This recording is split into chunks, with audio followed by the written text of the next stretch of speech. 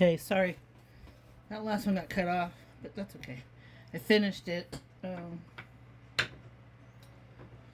of did some fun stuff on the. Not super fancy, but I like it. It'll be okay. I might put some gold in here too, just because I can. But I wanted to show you how I do the scalloped edge. This just has 2 coats right now. I'll probably put another coat down, but I wanted to show you this before I get ready to go to the gallery. I have that 10-0 brush again. A little bit of paint. Anchor your pinky. You do this, whatever, and I just do a swoop and try and go. I don't want to go all the way to the edge because I like keeping a little bit of a edge. And I start where I ended, right here, and just swoop. Swoop and fill it in. Just try and keep it the same size every time, so you don't have. I mean, this is the pattern I'm doing, so I'm trying to keep it consistent. You could go big, little, but whatever your pattern is, you just got to keep it consistent. And it's really hard to talk and paint at the same time when it comes to this stuff. Should just dump some on the palette.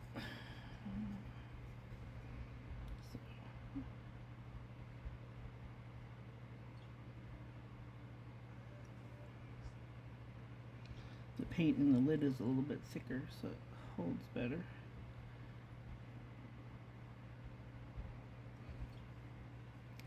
You should only have to go over this once, but if you're not happy with it, go over it again. Just try not to make it grow and grow and grow to where you kind of paint it back down with the black.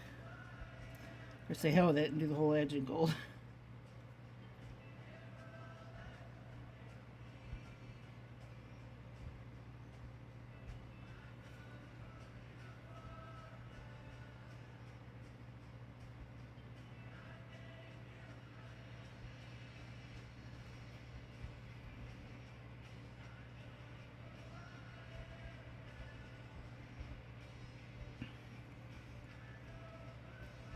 I've been at this for a couple, 3 years, so practicing those strokes on paper or a practice sheet is where I started. So if you're interested in that,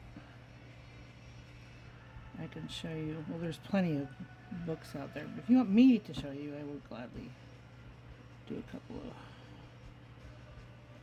tutorials, I guess, on how to do just your basic strokes for decorative painting.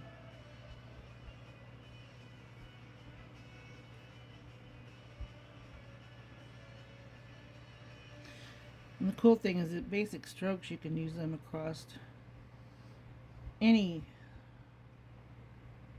painting that you do, no matter how big or small.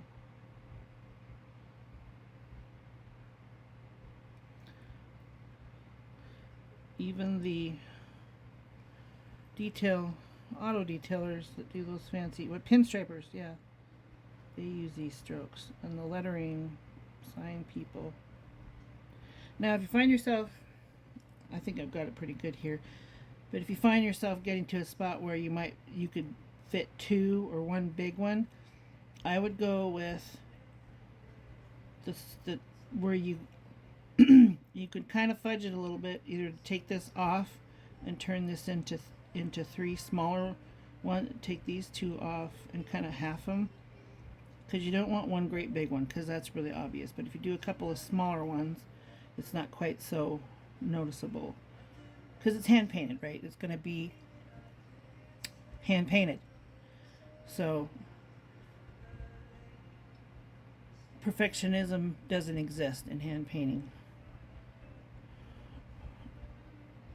So you can take this back a little bit and kind of fudge it and get the 3rd one in, and kind of, because this one's a little bit bigger than this one, so I could fudge that in a little bit. I hope that makes sense.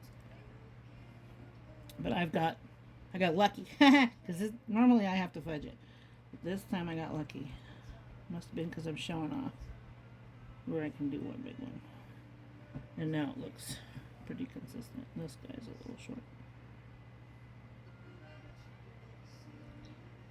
Anyway, that's how that looks. And then you check your corner here to make sure there's no black. I am going to do another coat here because you might not be able to see it. Straight on it looks fine, but at an angle I can see that it still needs a couple more coats. But I'll leave that scalloped edge alone. I might tweak it a little bit with a smaller brush later on. That's how you do a scalloped edge. Hope that was helpful.